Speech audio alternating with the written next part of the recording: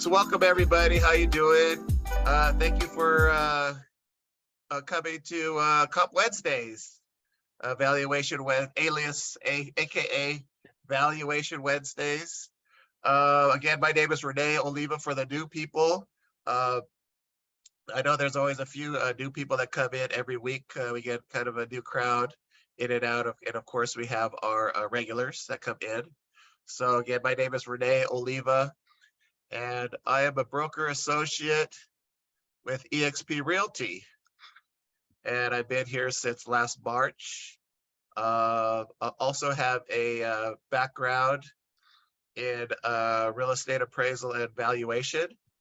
So that is my background, plus so I have many years of valuation experience.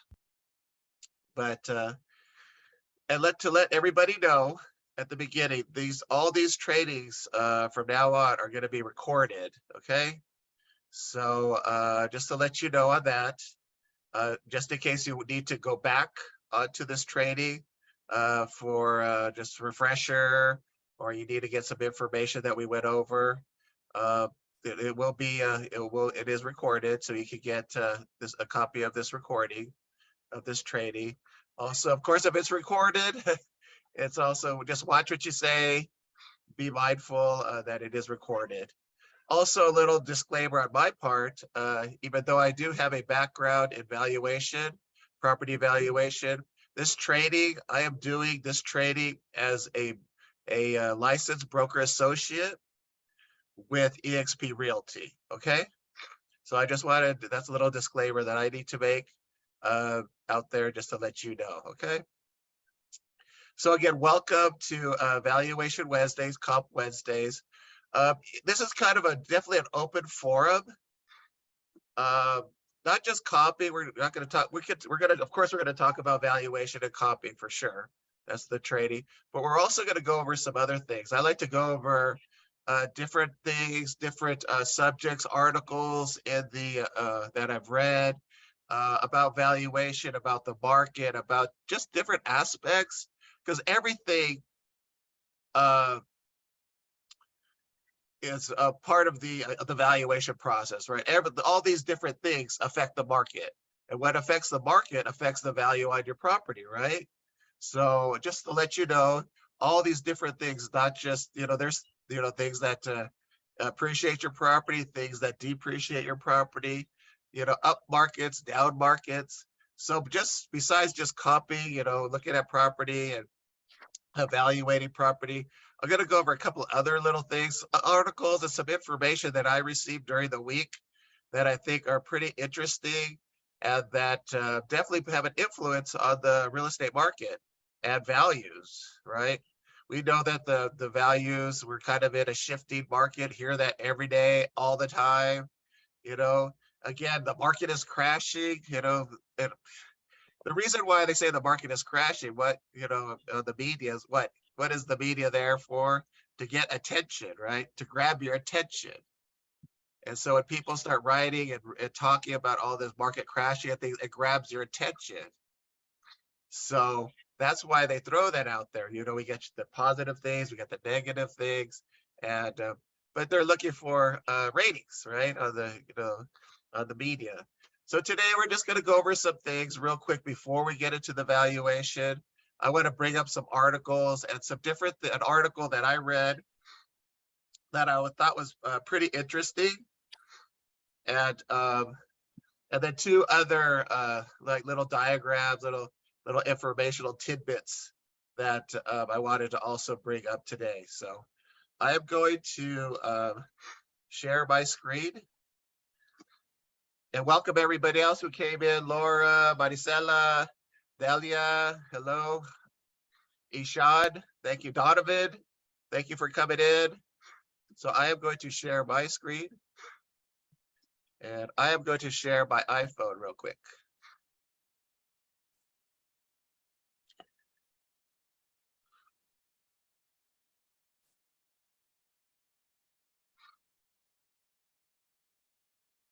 So hopefully this will work. So this is my iPhone, blah, blah, blah. And I want to share this article real quick with you. It's an article that I read the other day, and I actually sent this to Frank. Can everybody hear me, by the way? Everybody can hear me? Yes. We good? Yes. Okay. Yes. This is an article that I'm always reading. I'm always looking for stuff. Not just for to present in the trainings, but just for my own information. I always want to be on top of things. So I just read this and I thought this was very interesting. That the homeowners are suing real estate brokers and try to recoup home values. You know, there's, I guess people, you know, they're suing their realtors now because of, you know, either they bought too high or they sold too low, this, that, and the other. So we're seeing that the buyers and sellers of 2021, 2022 are coming back now and saying, hey, you know, what happened? You know, what's going on here? Now they're upset. What do we call that? Buyer's remorse. So we're starting, like, apparently through via this article, we're starting to see, and not just this article, I've seen other articles just like this one, seeing where, you know, buyers and sellers are coming back to the realtors and saying, hey, what's up? What happened, right? So lawsuits against real estate professionals increased 9% between 2021 and 2022 as home prices decline. And this article, they're interviewing this guy, this Zach Volber. He's a senior vice president at Victor's Insurance Managers. I think he's a global underwriter. So again, this is just, you know, one person's opinion, but a couple of things that I kind of pulled out from this, a couple paragraphs here that I thought were very interesting that I thought I could bring up to you and to kind of let you be a little bit more aware. So Volber added that lawsuits targeting real estate professionals are common when home prices fall, right? Which makes sense. Oftentimes they're filed by sellers who waited too long to list their home, or buyers who might have overlooked a minor issue during the inspection process and now live in a home with a value below what they paid. Right? So we got to be that's the reason for these trainings.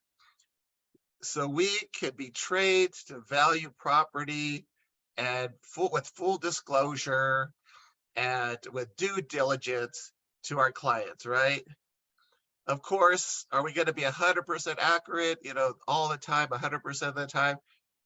Who knows? We try. That's what we got to try that, right? So home buyers who might have overlooked a minor issue, right?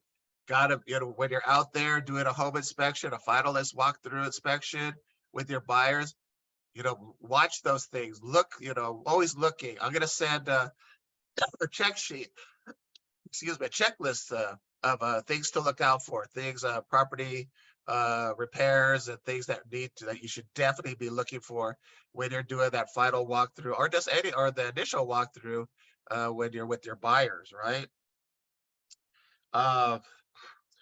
And let's see, or of course your sellers, right? Your sellers that just waited too long. They should have listed last year, but now they're listing this year.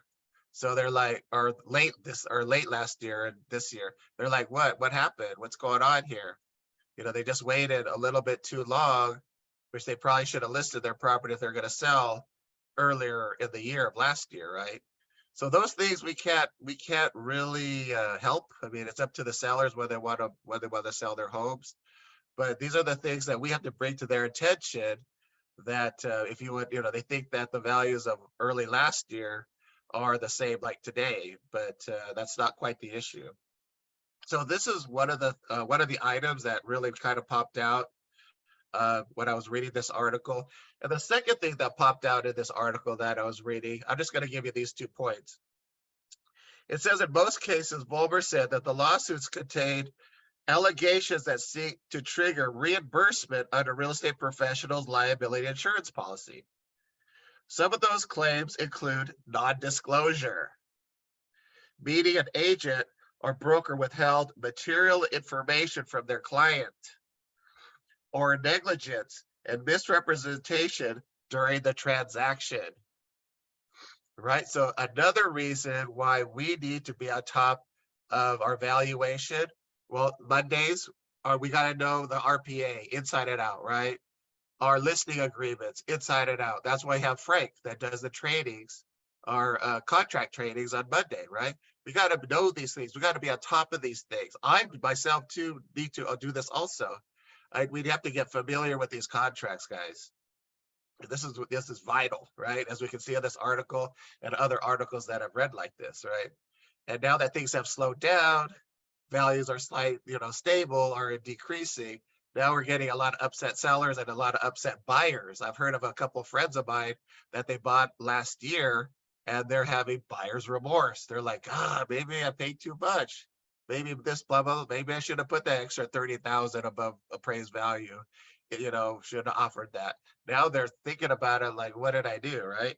So a non-disclosure, right? We got to be transparent, right? When we're having our listing, where we're doing our listings, we got our sellers out there say, hey, we have to have, we have to disclose, things, repairs and things like that on these properties. We don't want the buyers to come back for negligence, right? Or misrepresentation of the property.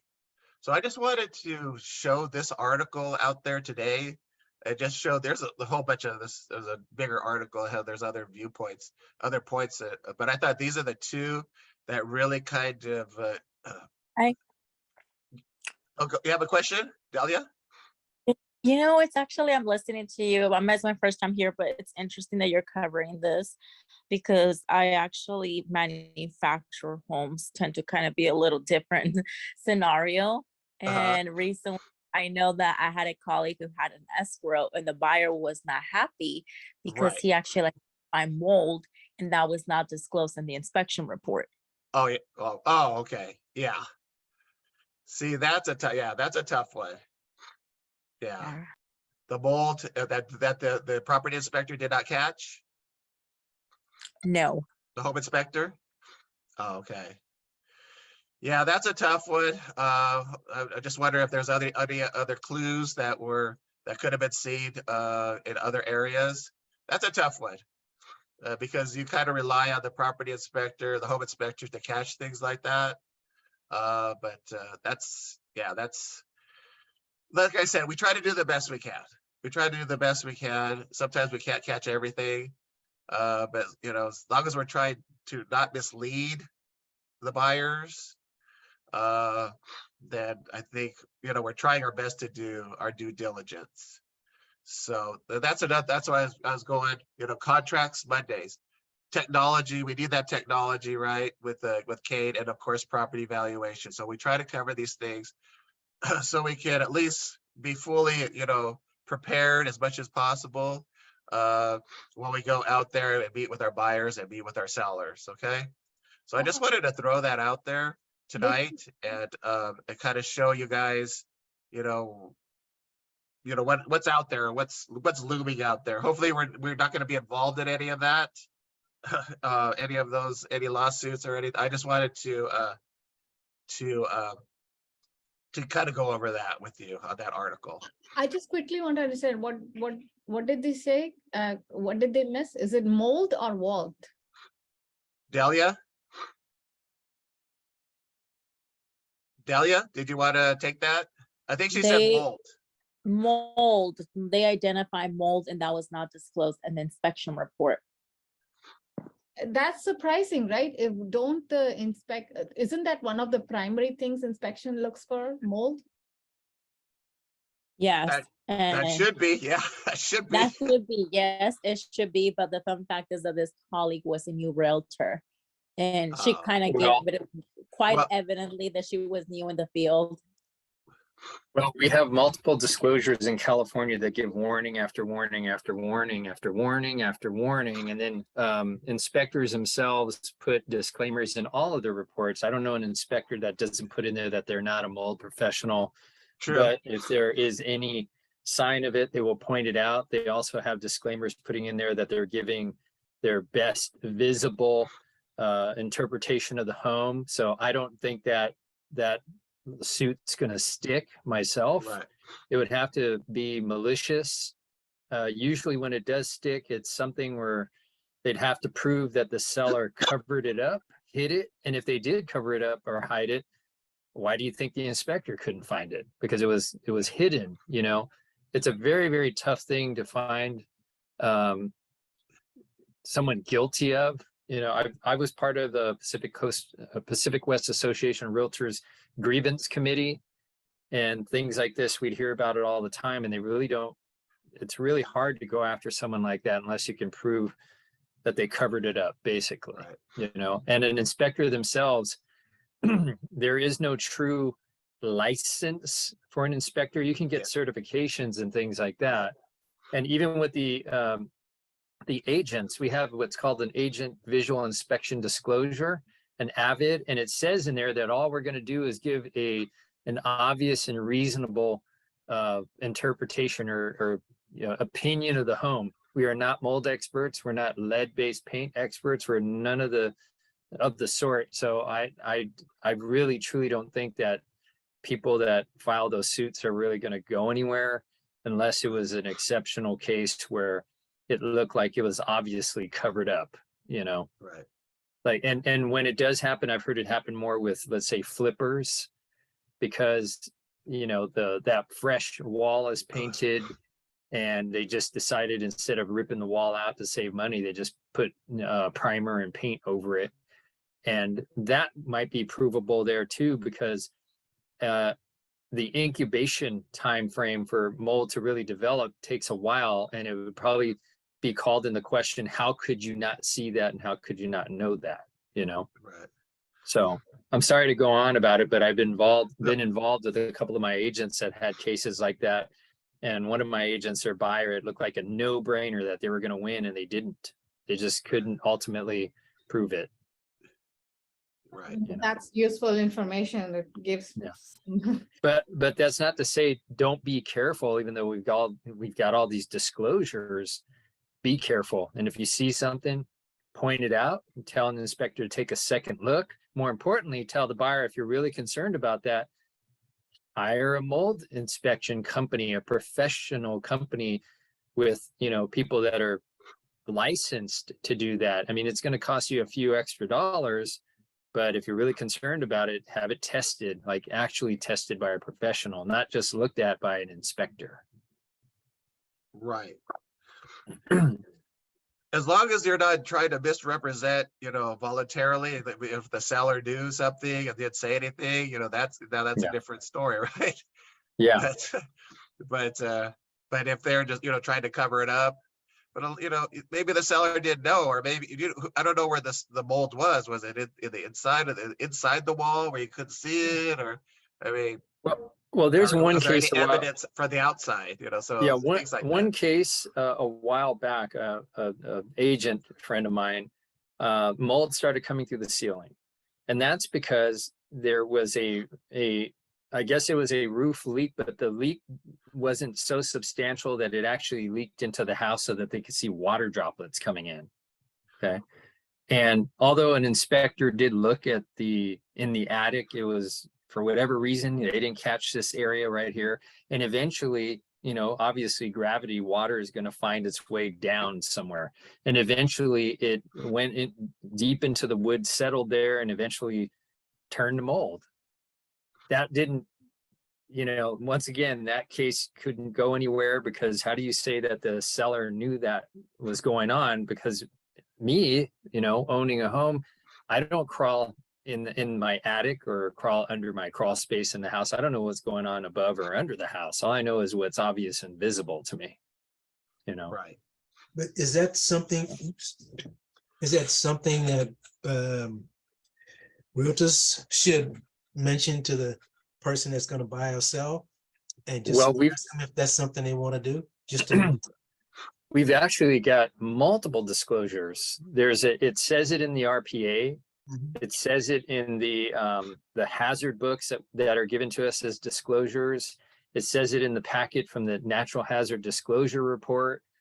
It says it in the SBSA disclosure. These are all disclosures. Oh, it says it in the TDS, which is a transfer disclosure statement from seller to buyer. The SBQ, it mentions it. It mentions it in many places.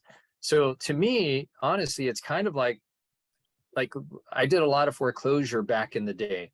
And I would show up to a home after it was foreclosed on and the bank took possession of it on title. And I had to go and approach these homes to knock the door to find out who's living there. Was it the owner that just got foreclosed on? Was it a tenant? Was it abandoned? And you would not believe how many people, when I knock on the door, were the actual owners that claim they didn't get one of the, 17 letters that were sent to them about the foreclosure coming. Wow.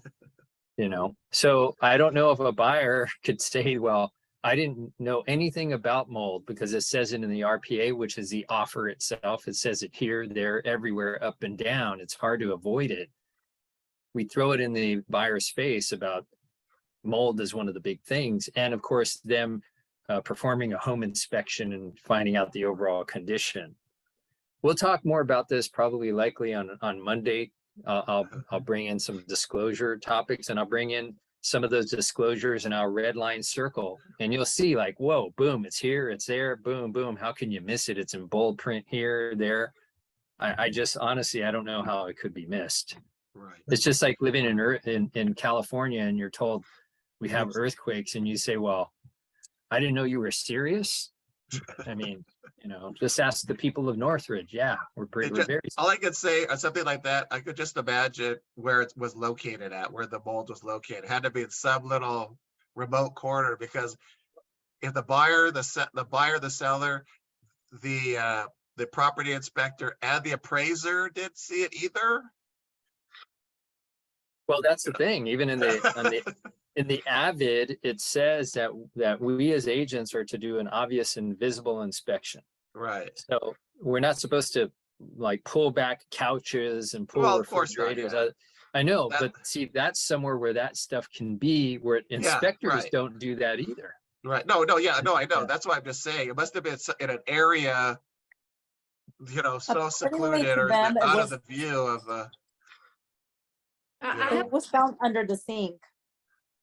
Oh, is that under the sink? Oh, but you would have thought maybe the home inspector the property inspector would have caught that one, maybe, because they go they should go under the sink and check the plumbing. Well, let's say he looks under the sink and there's cleansers and all kinds of products under there and whatever. They don't pull all those things out. They don't do that. They put the flashlight in there and they're looking around and they do their best. Yeah, you're right. You're right. Yeah. It's unfortunate because everybody's got some, well, I'm not going to call it an angle, but they've got something that they justify when they're upset. And then that's why every year we have another page added of disclosure or another page added to the contract to plug the hole of that people are always finding somewhere, Right. Especially in California, we are the lawsuit capital of actually the world, not even the country. Litigation capital of the world. Yeah. Sure. That's why we are at least 2 to 3 to 1 as far as how much, even though it's a digital paperwork, how many documents we have in a transaction. When you go to other states, you'd say to yourself, what, the contract's like 3 pages and like 2 or 3 disclosures. And out here, our contract's 16 pages. And really, ultimately, if you were to count every page of every disclosure that we give in a transaction, it's about 250 pages of disclosure. It's pretty wild. Yeah, it's pretty overwhelming for buyers. Yeah. Oh yeah. But I could see how buyers can say, well, I didn't see that. I missed it, but it's in the vital documents that, it's hard to avoid, but I do bring it up to them. It's a good thing to do when you send the disclosures to the buyer, always send it to them email. Okay. So you can have a paper trail. And I always tell them, even in my disclosure, that if there's anything that they may be concerned about, roof, electric, plumbing, foundation, water damage, mold, I list a list of things. And I tell them, pay attention to my disclosure in particular, because I'm telling you some things that you need to check into further. And I'll schedule it. I'll get a foundation person over to that house if that's what what you're worried about, whatever. So I don't know. I think sometimes people you know, I've been doing this for 21 years and it's just a matter of just tell them everything. Don't candy coat, don't sugarcoat. I was at a brokerage a while back, and the broker, because I was coaching the agents, I was a training manager, and he'd say, why are you telling the agents to tell the buyer that this could happen and that could happen? And I'd say, because this could happen or that could happen, and our clients need to know.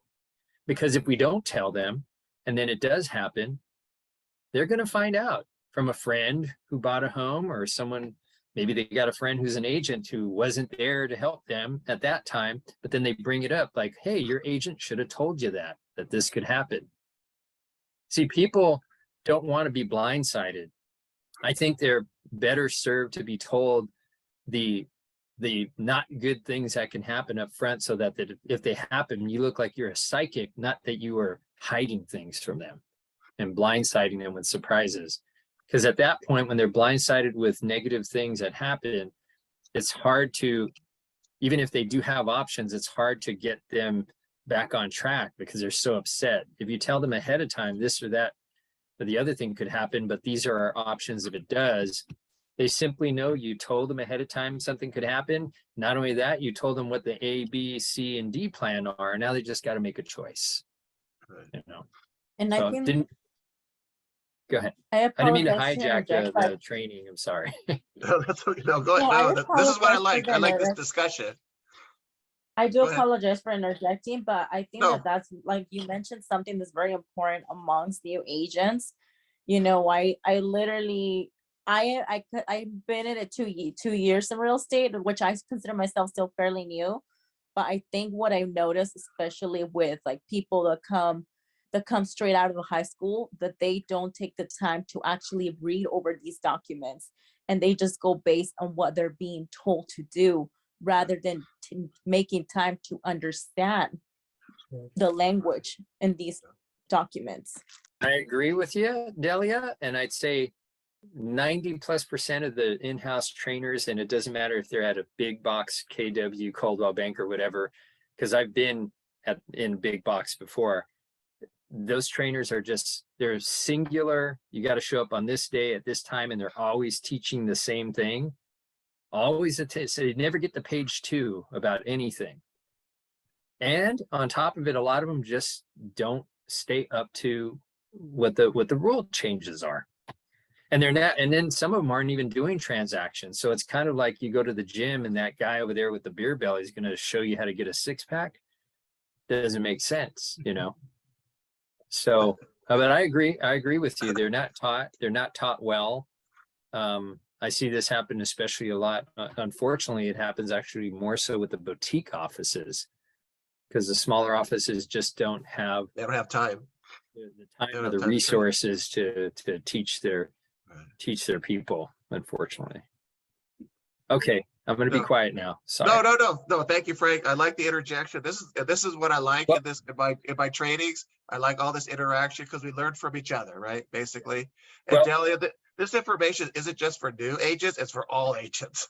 Oh yeah. It's I mean, for I've everybody. had, It's like, because a lot of times we just, take things for granted sometimes. And so that's why I thought this article was very, very important, especially at the beginning of this Thank you. year. And I know that with the hearing things, the buyers and sellers, just, in my world, so I thought, let's get this out, and, because at least a lot of these things might come back, we gotta be fully prepared, as much as we can to, try to avoid it, as much as possible. But sometimes, like this one with the mold, I don't know what the whole issues were, all the issues.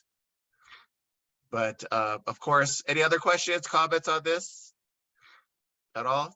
Thank you so much for all the interjection.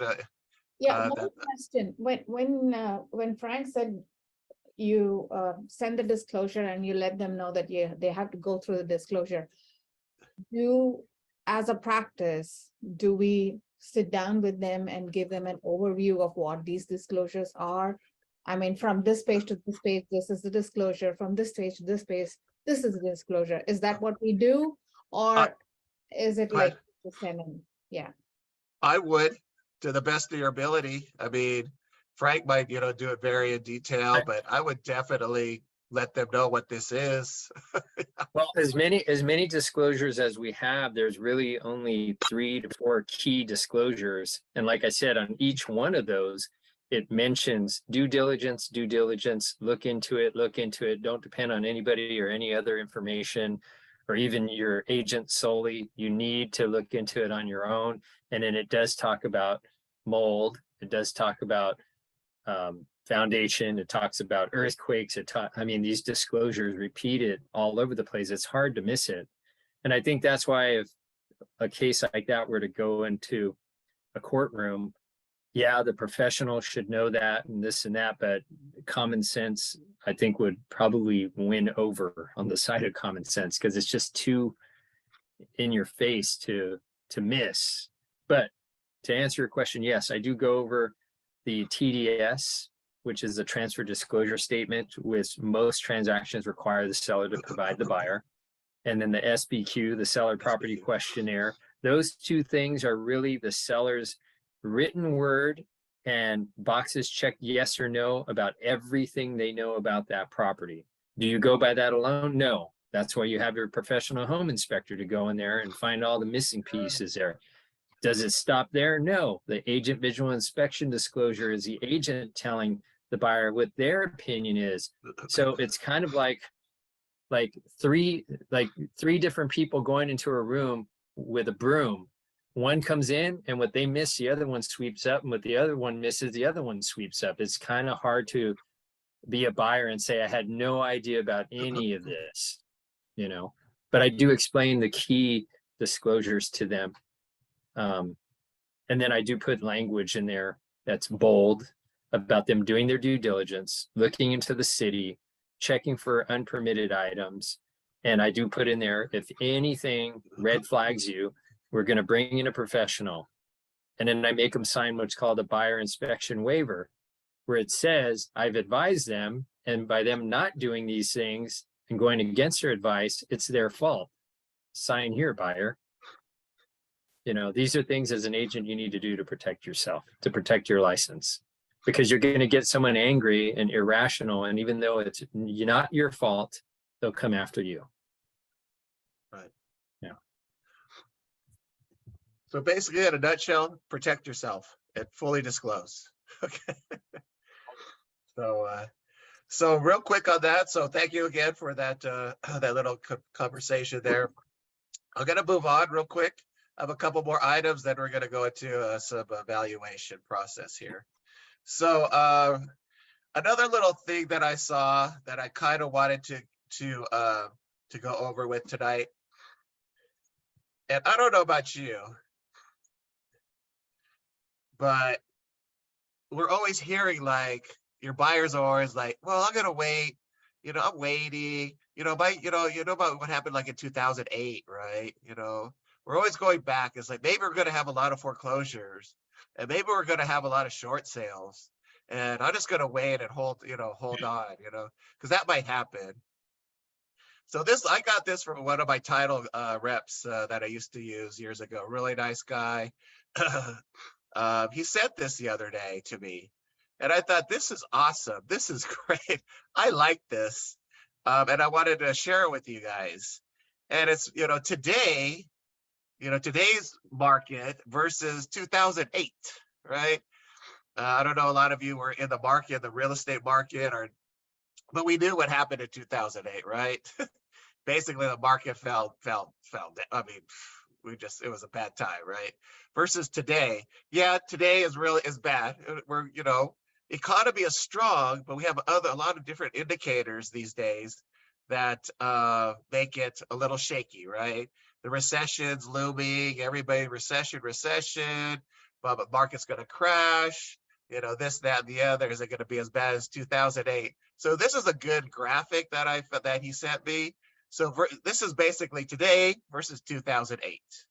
So some of these things are a little iffy that I thought. So the first one is job cuts. The current markets, there's none. Back in 2008, there was 8 million. Current market is none. Job cut, I would say no. There's actually Amazon. There's a lot of companies these days that are starting to lay off. A lot of tech are laying off. a little brick and mortar. You know, we're hearing about all these layoffs lately. So when they say current market job cuts, it says none. That's a little, are we gonna hit 8 million?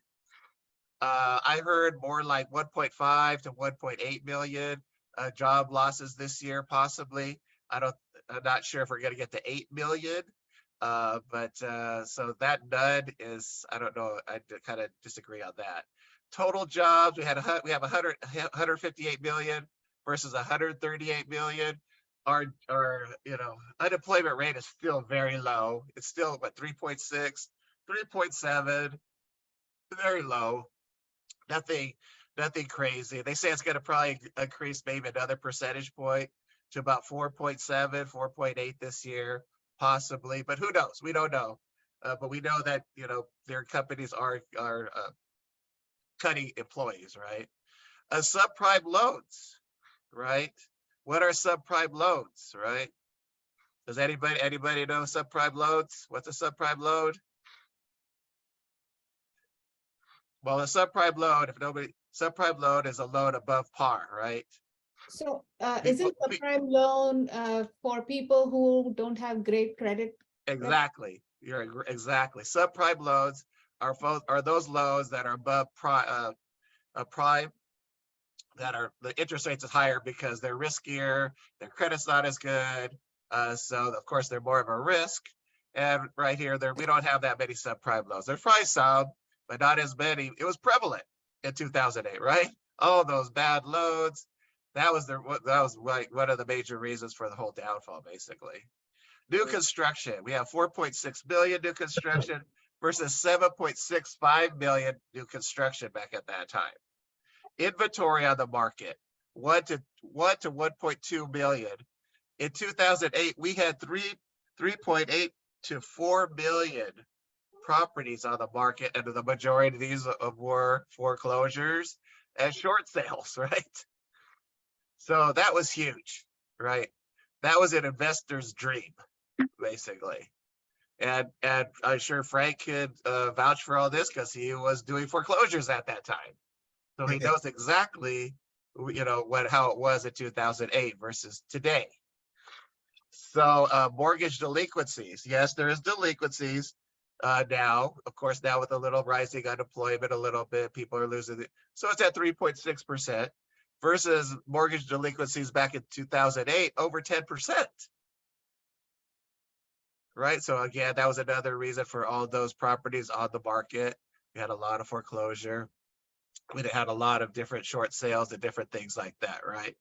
A lot of people doing loan modifications and anything just to get back on track with their mortgage, okay? And the homes in foreclosure. Back then, well, now we have only like 0.6, not even 1%, right?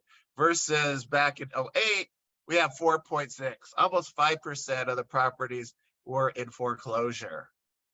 So this is a great little graph. This is to show people that what the difference was back in 2008 versus what it is today. That was quite a few years ago, and you can't even compare what we have today versus what we had 2008. And if anybody wants a copy of this to show, if you're doing your buyers or sellers, or you need just anything, any type of information like this, I always think like things like this really show light. This is coming from a title rep, so I'm assuming these numbers are pretty accurate. So if you want a copy of this, just I'll give you my email, my number. You can text me if you want a copy of this. I can always send this to you. But I always thought this was a really good little visual on market statistics of what the market is today versus what it was back in 2008. Okay. So any questions on that? No? Okay. So another thing I wanted to share also was, and this is just a real quick one. Real quick. That's a great chart. Oh, thank you. I mean, yeah, if you adjust the jobs part, that's a really good example there. Yeah, I really liked it, and I thank his name is Stan Gianaro. He is a title rep. I've used him. I've known him for a long time, and he sent that to me. I go, that was perfect. I go, this is perfect. I'm gonna use it tonight. And this is just one last little thing that I thought was pretty interesting. I don't know about you, but I thought this is it. I'm always collecting this stuff. Maybe I'm like a geek or something like that, but I'm always like a financial geek. But I'm always looking at this stuff and like I am a finance major back in the day, so I think I'm just drawn to this stuff for some reason. But we've heard about it, the inflation rates, right? At the last year was 9.1%, right?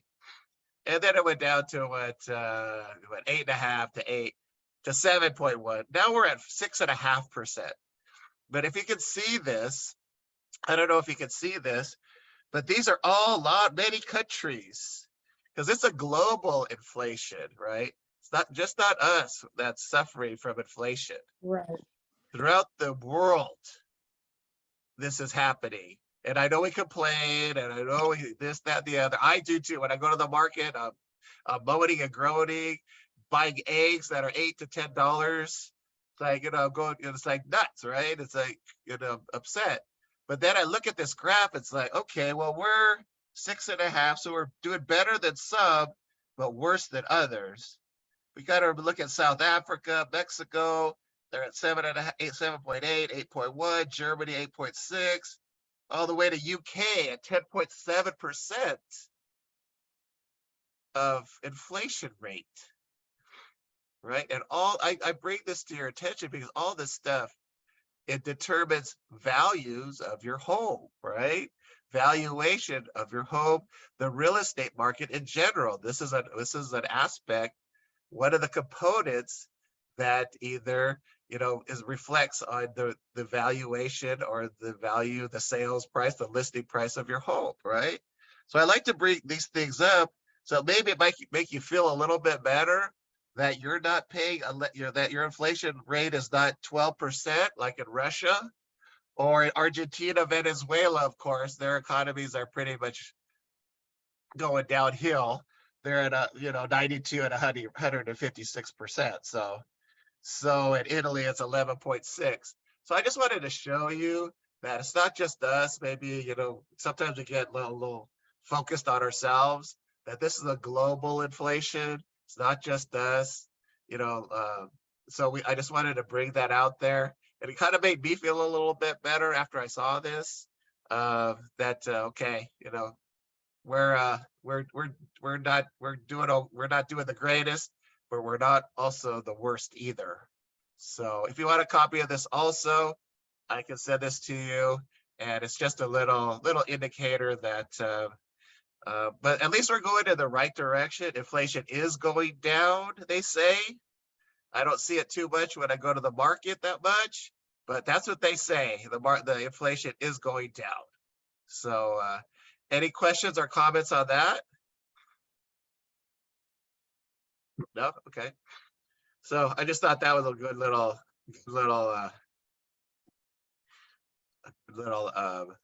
so any questions or comments on what we've done so far, or what we got through so far? Oh, you definitely feel bad for the Venezuelans. Excuse me? You definitely feel bad for the Venezuelans. Oh, yeah. 156? What?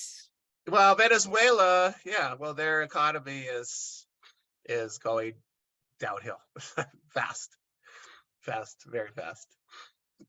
So now that we've done all that, now we're going to start to get into what we're here for, I guess, for evaluation. We're going to do some valuation. And I think if this property is Rene, right? Rene, you're out there, right? Yes. This is a property, I'm going to bring it up here, that we're going to assist Rene in doing a quick valuation of this property. And this is what I hear is does everybody see my screen? You see my screen? Yes. Okay, great. This is a property, what I hear is that you put an offer on, And Renee, I'm gonna let you take it away. You can kind of describe it real quick. Yeah, so this is a personal transaction. We put an offer in earlier last week. Uh-huh. Got back a counter for highest and best offer. So that's where we're at Okay. now. Just heard back today that one of the other buyers had a medical emergency, so they're giving them an extra 2 days to put in their counter. Okay. So we're just waiting till Friday to hear back. So is it just you and this other person? Initially, so when I first spoke to her, it was just two of us. Uh-huh. From what I understand, this other buyer has it's contingent on selling their property, Uh-huh. which the sellers do not care too much for. Right. But they Oh, are. okay. It looks like they are offering a little bit more than I am. Okay. I think that's where they're stuck right now, trying to figure out what she's going to counter with, as far as like what contingency she'll remove. Right, right. So, okay, so that's a good little, so this is you put quite a few offers right on some homes there, right? Yeah. We've done quite a few of these on your properties, right? This would be our third one. Yeah, this is our third one that has been going No through. luck, Yeah. so no luck so far, right? Well, the last one that you did for me, we actually went into contract, and then during inspection we found some major foundation issues, so we had to back out of that Okay. one. So this is Okay, round 3. right. Oh, well, there you go. Was it disclosed, the foundation issues, or you just It was found the, not. No, it was not. see? Yeah, and See? it was interesting. We were talking about the inspector and the mold. My inspector had mentioned that there is some furniture placed in odd places, Oh, so he couldn't uh-huh. see behind them. So he Oh. advised me to make sure I get someone to look for mold. And he called out a couple of those locations. There was like random pieces of furniture in areas where they just didn't fit right. Like it was just out of Oh. place. Yeah, Obviously he couldn't move them. that's a good indicator. That's a great thing. Yeah, like, yeah. What do you try to hide, right? Yeah. What are you trying to hide? That's a good thing. So we learned something today when we're doing inspections for our buyers, or we're doing a seller inspection, where we take a listing. Yeah. Why is that chair right there? Why is Yeah, and it was like larger furniture. Like there's a dresser. or you a see two dresser? Yeah. Why rooms. is the Yeah. dresser like Why in the is there middle a of the dresser hallway or here? something? Yeah, It's something like, you couldn't see through it. You couldn't see under. You couldn't see around it. It was yeah. like blocking something. So that's a good thing. I mean, yeah, keep that in mind. These things that are kind of out of place, right? Yeah. You can't really describe it, but why is that there? Maybe they're hiding something, right? Yeah. But foundation issues, right? That's huge. Yeah. That's huge. And I'm assuming the seller knew. They did some. I think I had mentioned to you. They did some unpermitted work. Oh, yeah, So they were aware of some of the issues, but there right. were some issues. They didn't disclose it. At least I had not received the TDS or any of the information yet, because we got our inspector in right away. Right. But they came back kind of shocked, and they didn't believe the issue until they got the report.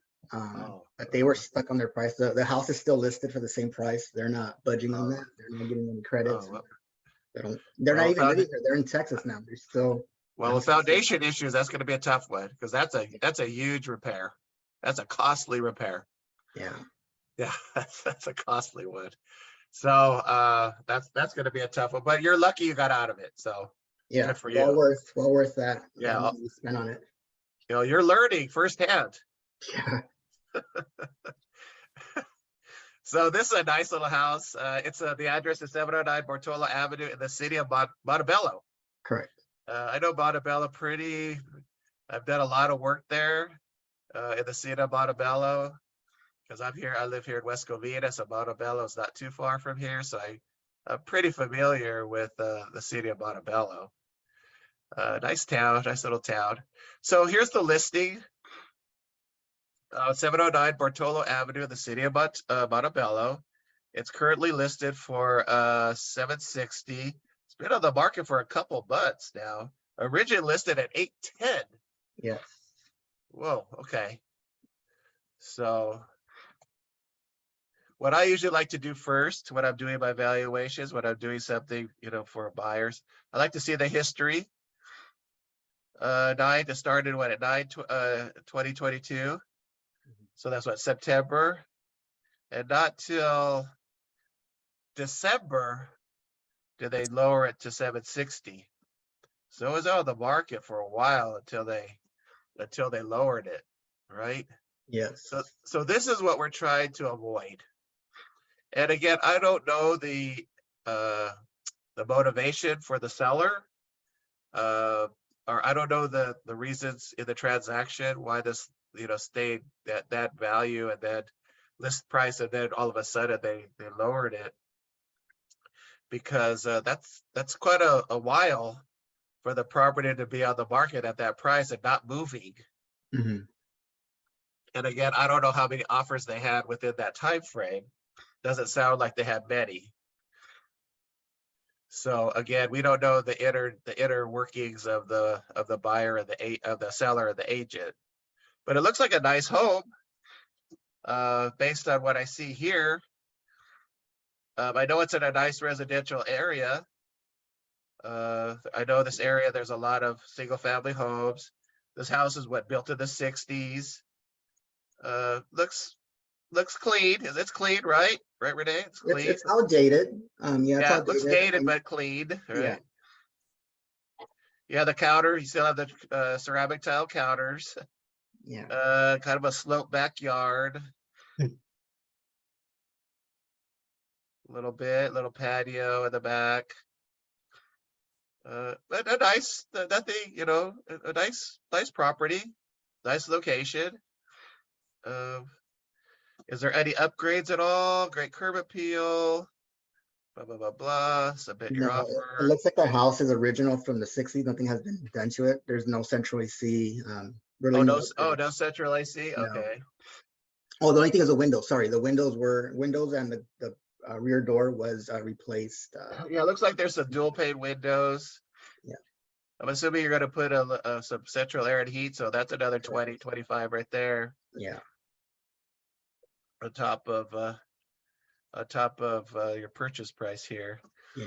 So we're listed at 760. And so what we're going to do now is real quick, we're going to go and we're going to search. We're going to start searching 90640, 90640. So for the people that haven't been to my trainings, I want to see the market. I want to see where the market's going in this zip code of 90640. All right. So what I go is I go to detail. Hopefully everybody's pretty familiar with the MLS. This is the MLS. I go coming soon, active under contract, pending, and closed. I go 1 year back, 365 days. I want to see the market activity within that year, the trend. I'm looking for trend lines. I want to know what the trends are of single family homes in this zip code. No criteria, just homes that sold within the last 12 months, right? I'm not, like I said, I'm not putting beds and baths, square footage, or anything like that, right? In the city of Montebello. So what we get is about, how many do we get here? Oh, I didn't put the zip code in. Sorry about that, guys. 90640. 90640. That's better. So let's get, my mouse is pretty bad here. So 172.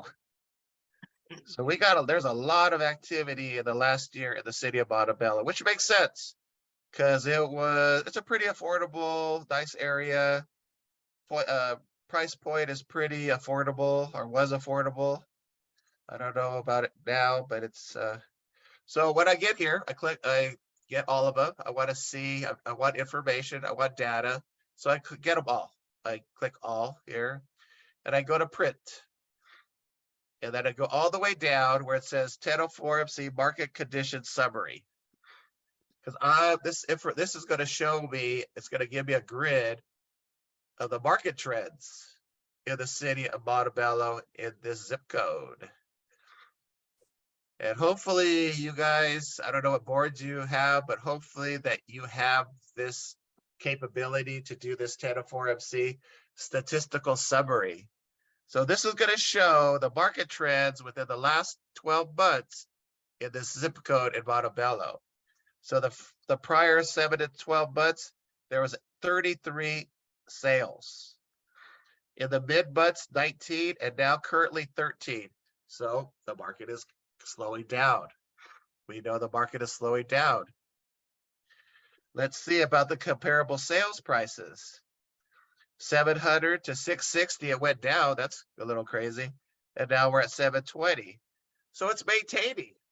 It's kind of the values are maintaining. The value here overall is, it may be even going up a little bit, appreciating a little bit.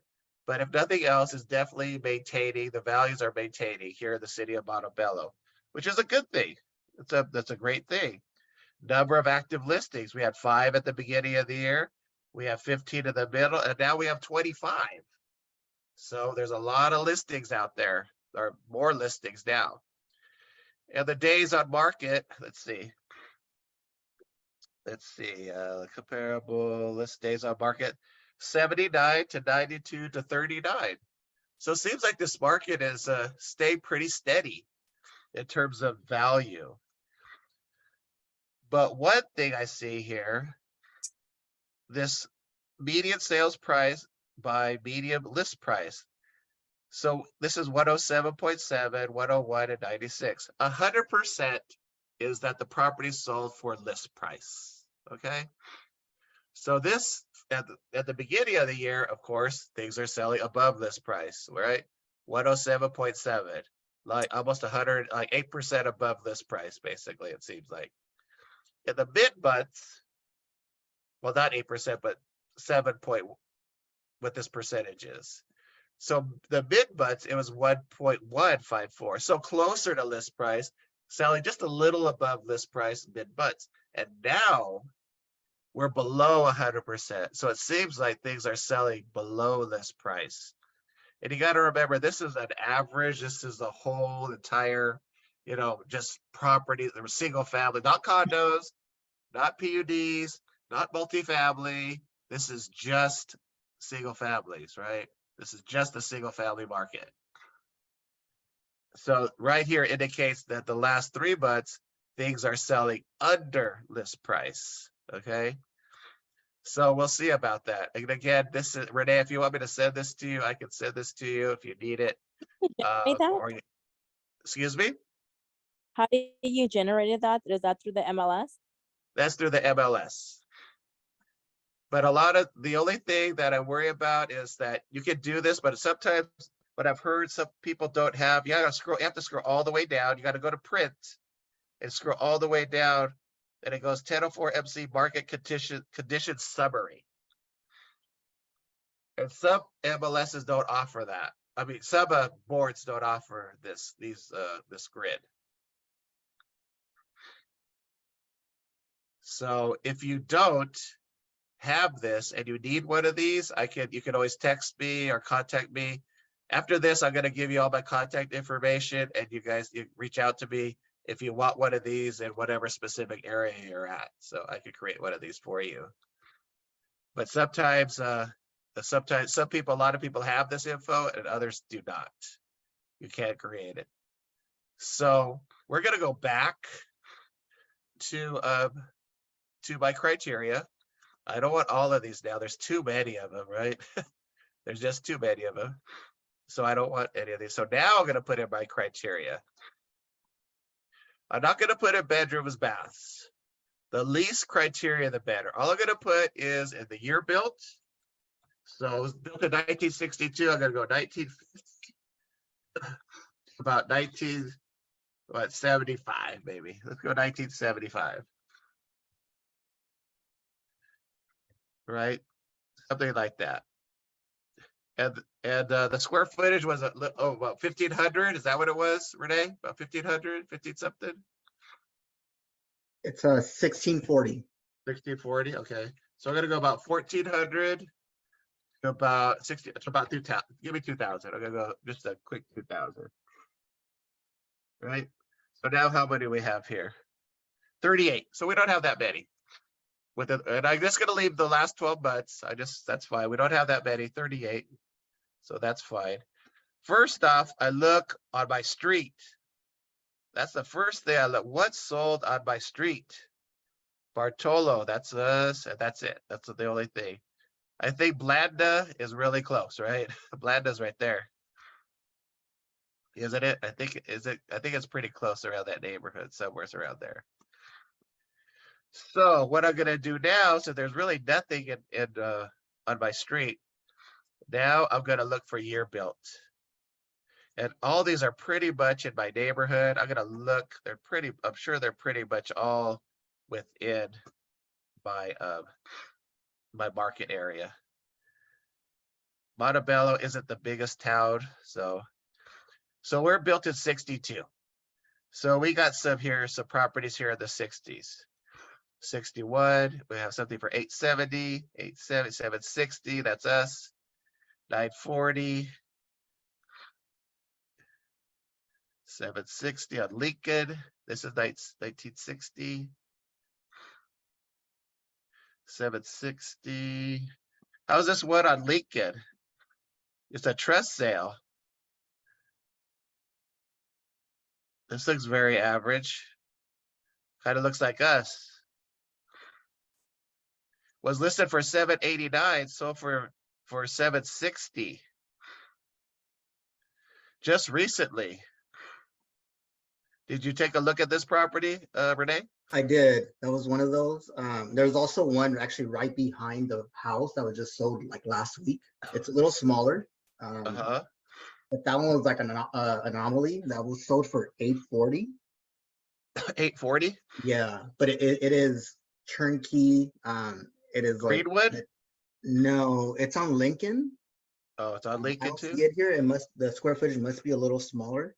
It was okay. a 3-2, but it's directly like adjacent yards. The backyards are adjacent to each other. This one at 18. This one sold for 895 on Lincoln. No, that's a little further. Oh, that's a little bit north, further. What is it? North, east, Right. northwest, actually. Wow. Okay. This must be a really nice one versus sold in August. So 760. So I'm looking at 760, 760, got that one. 705. Greenwood. That is South Montebello, yeah. That's South over there. Montebello. Yeah. This one doesn't look as nice either.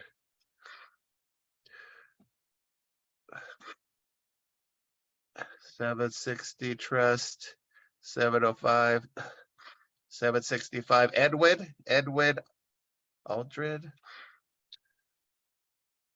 That is closer. Yeah, that is actually. Yeah, that's closer. But this was very average too, really average. Maybe less than average. Mhm. Needs a complete remodeling job. And that's sold in September, but it's bigger and it sold for 765. 35,000 over list price in that condition. Woo. Okay. Auction. We got an auction property here at 760, 773.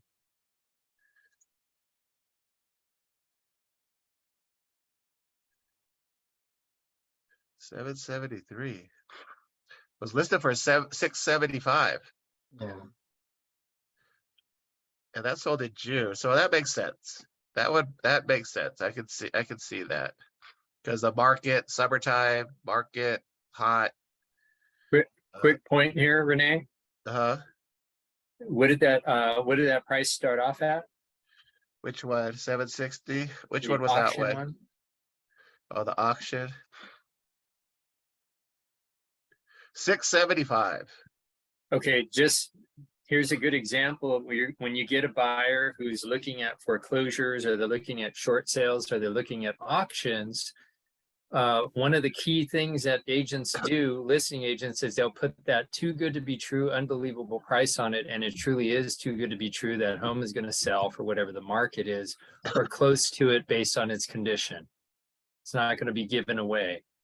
So just something for your buyers who are those dreamers that think that they got magic powers and special tools that they're going to be able to pull off feats of incredible purchase like nobody else can, is just, it's not realistic.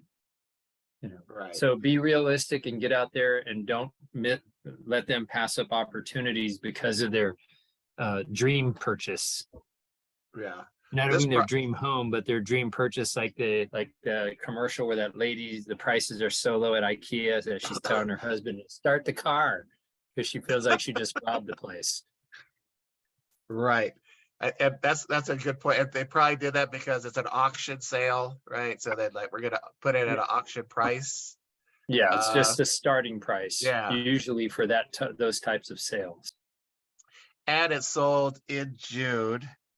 So that's a hot part of the market. And it is only on the market for 24 days.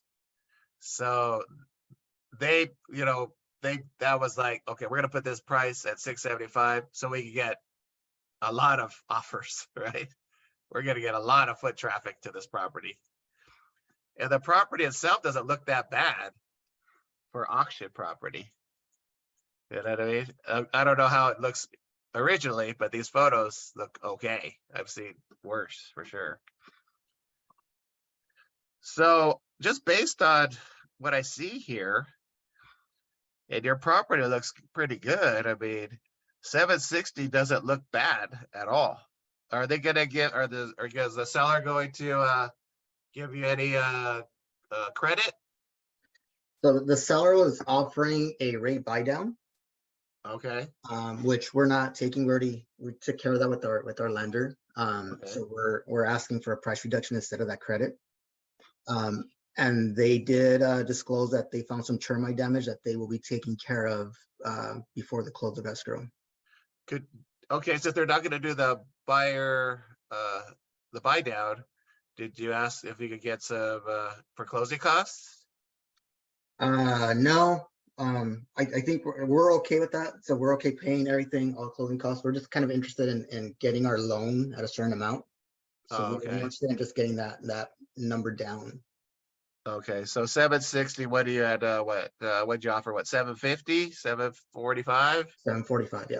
Yeah, I was gonna say if you want to cover the closing costs, that's gonna be what, 2%? Yeah, so 2% is so yeah, at least over 10,000.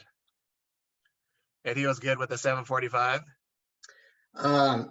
Yeah. So basically, what the agent had mentioned is initially I wasn't going to put in my counter. That was kind of our max. Or initially we offered 740. Oh, okay. So we just went up 5. And she's given a lot of hints throughout our conversations. Been using a lot of the stuff that Frank has talked about, just kind of having a small talk and trying to figure out where they're at. I know the kids are the ones selling the house. They're ready to sell. They finally came into agreement. The house has been sitting for almost a decade. Oh, With no one living in it. Off and on. So like people will move in for a few months, like one of the siblings will move in, but no one has had that as their primary residence for a while. So they finally came to agreement. I'm not sure exactly what happened, but they finally came to agreement to sell, and they're ready to sell. There is an investor who was putting in a cash offer. okay. I'm not sure where it came from. I'm not sure if the parents put it into some kind of trust, something in the trust where they don't want to sell to an investor, or it was mentioned to them, but they don't want investors involved. So they want to sell to a family. Sell it to a family. Okay. And then the other thing that she brought up was that there was an offer a bit above asking with multiple contingencies, which they're kind of worried about. Okay. Yeah, so they're trying to see if we would go up a little higher or they would remove some of the contingencies. Okay. So that's kind of where we're at now. Well, with that, I mean, with just based what I see here, you're getting it. It sounds good. Sounds like a kind of a good deal. You have this one at 700, but that's on Montebello Boulevard. So but it looks nicer. It looks nice, but it's Montebello Boulevard is a heavy traffic street. So yeah, if you can pick it up for 740, I think looks like it's not bad. No, I don't think, just based on what I see here. Yeah. It doesn't seem like, like it seems very, very reasonable. It's one on Wilcox. It's a 4-bedroom, 2-bath. That's sold at 635. Mhm. And your house is bigger, but this house, this was updated, but it's on Wilcox, which is a traffic street. Yeah, the main comp that they keep referring to, it's on Lincoln. It's right next to the house. It said it just so I think it's not coming up because it might be a smaller square footage, I'm assuming, or one of your criteria might be taking it out. But it just sold for 840. So that was, and it sold last week. So we're making progress, and then suddenly that purchase went through, and they kind of took a step back and try to revalue. But that one was a completely turnkey, complete remodel. It was a 3.2 and a little bit smaller. But we did see the house, and that house was it was just meticulous, like perfectly done. That one This there. one right here. Yeah. 704 Lincoln. Yeah. Yeah, this one. Oh. Yeah. Yeah. Well, look at that. Yeah. So that was my counter to them. Like, oh, you can't compare. Yeah, Like, you can't compare. Yeah, smaller, but look at it. yeah. I also mentioned it came out like on HGTV, like one of their. Oh yeah. Yeah. So I was like, no, that's an anomaly. You can't. That's We yeah. can't do That's just sale. That's not. That's a sale. That's not a Yeah. comparable. that. That doesn't compare to your house that you're. Yeah. No way. No, But that that's doesn't. what the sellers saw, the last thing they saw, and that's kind of Yeah. where we took a step Well, back. yeah. We're kind of back in that. Yeah, that's a sale. That's a sale, not a comparable. A Yeah. comparable is something comparable to your, like apples for apples, right? Not Exactly. apples for oranges, right? Oh, Yeah. what apples for onions? They say apples for onions, Yeah. not apples for oranges. But yeah, that's not that's not comparable. That's not something. Yeah. So that my counter, if you look at number 32 on Lincoln as well. Uh-huh. Okay. Go up a little further up. Right there, go to the you'll see Lincoln right there, 699. Yeah, this one, the trust. Yeah. Uh-huh. So that was kind of my counter, like, hey, you're using that as your comparable, but this one's been sitting in the market for like 6 months. Right. At 699, they have no offers. Like, you can't use both. You can't use what's gonna, and obviously. Oh, look, this is on market for 125 days. Yeah. It was 699. It hasn't moved at all. Yeah. It's doesn't look that great. So Yeah. So yeah, well, there's an argument both ways. Yeah. But So I we're think trying to where meet you're in the at, middle. your price point, if you're at 745, you can get it to 740. That'd be great. So at this point, it's just a matter of negotiation. But I think where you're at is a good price point. Perfect. Yeah, that's what I think, just based on what I see. I think you're definitely in the right zone, basically. Yeah, and I provide a lot of the stuff that you have showed us in the previous months, kind of the same process that you were taking. I was kind of going through and kind of sending it to her with my counter, like, hey, look, this is what I'm looking at. Right. You're stuck on this one property, but let's look at everything else that's there. Yeah, you gotta look. Yeah, well, he gave me the highest, of course. Yeah. They're always gonna give you the highest, Yes. right? Yeah. So, and then you countered with the lowest, right? So, Yeah. so see what you're doing. See, Yeah. And they're both neighboring houses. They're within maybe 300 feet from each other. They're like 2 lots apart. Oh, okay. So it's like, no, like you can't use this high one. I can use this low one, and we're not getting anywhere. Right. Well, good luck with this one. Hopefully you can get this one. Hopefully, it's been a long road. Yeah, definitely. Cross your fingers, all right? Thank you. No, but I think you're on the right track. Definitely. Okay, I think you're on the right track. And if you can get some closing costs and a little deduction, that'd be even better. Or repairs. Money for some repairs. Yeah. But anyhow, okay, guys. So real quick at the end, I am going to, what was I doing here? What was that? Expired doubting. I was gonna give you a homework assignment. I think it was a homework assignment. Yay! Yay. So I think this is the one I was looking at. Was it a Montebello or I forget which one, Dowdy, single expired. I was looking at this one before. ID what? 32. Was it Dowdy? Is it this one? I think it was this one on Glen Avenue. And it's in the city of Dowdy.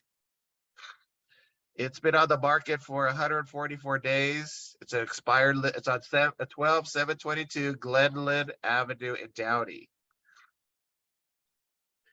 I'm just gonna let you. It's 7:49. You guys can look for it. 12722 Glenlyn Glynn Avenue in the city of Downey, 90242. So this is voluntary. It's currently expired, listed at 749, was listed at 749. So basically what I'm asking, and again, it's all voluntary. If you want to practice to do this, practice, right? Learning, always practicing. Expired. So a little homework assignment if you want to do it. The two things I ask, we're going to go over this next week. What do you think the value is? And, it kind of describe kind of the way I do it. And secondly, now that you know the value, what list price would you list it at to get people through, to get a lot of activity, right? We want a price that's not giving it away, but attractive enough to get people in, right? And again, we know that it's a seller's choice, right? It's a seller with, but I'm just gonna, we're just put it in your hands. The seller says, tell me what the list price is, what it should be, So those two things, what do you think it's worth? And what list price would you list it at to get people in to see it, but not give it away, right? So we'll go over this next week. Just those, we'll go as quick as possible through it, and whoever wants to participate can participate. And then I'll go through it myself too, and we'll see, we have a meeting of the minds, right? Okay, you got it. 12722 Glenn, Glynn Avenue in the city of Downey, 90242. It's an expired listing, listed at 749. Okay, so, and one last thing before we go. I am going to put my link tree information on there. It's my link tree is going to have all my social media. It's also going to have my Calendly on there. So if you ever want to schedule an hour training, one-on-one training, it's my Calendly. It shows it. You can just click on it, I think it's usually from 9 to 5. Monday through Friday, blah, blah, blah, blah. You'll see. So if you want to do a one-on-one via my Calendly, you can contact me via that and schedule a one-on-one. You don't have to wait till Wednesday. And I'm going to click on that real quick. I'm going to give you my Calendly info.